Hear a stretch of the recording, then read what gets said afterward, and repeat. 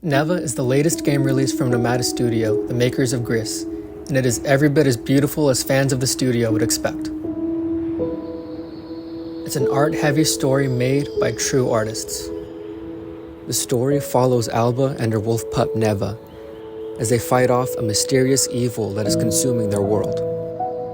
It's a story of loss, feelings of hopelessness, but also growth, relying on close bonds, and ultimately parenthood and the cycle of life. First you take care of them, and then they take care of you. Although not abstract, the story does leave a lot to the player's own interpretation, and many people will take their own lessons away from it. There's no explanation of the background lore and no dialogue. I believe this was done intentionally so that each player forms their own thoughts and reactions to the events.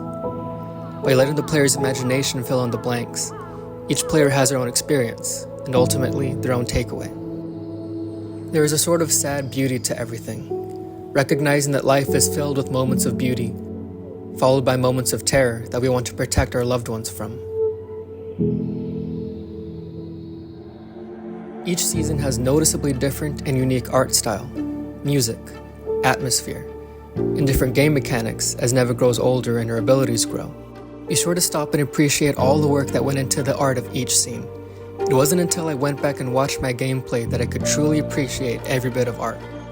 The level of detail found in every inch.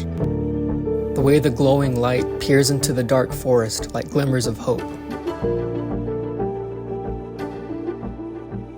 The level of difficulty is beginner-friendly. The majority of the challenging aspects come from the combat. It's not crazy and challenging or complicated, but enough to get that death count up and keep you focused. The platforming is also very beginner-friendly and mainly a way for you to enjoy exploring the level and the artwork. There are areas marked by these white flowers that are like little bonus challenges.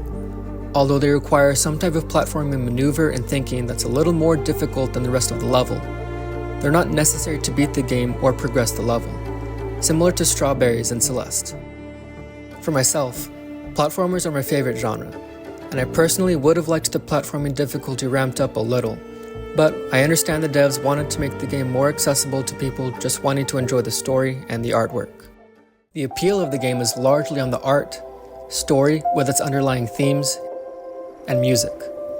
The game is art in motion.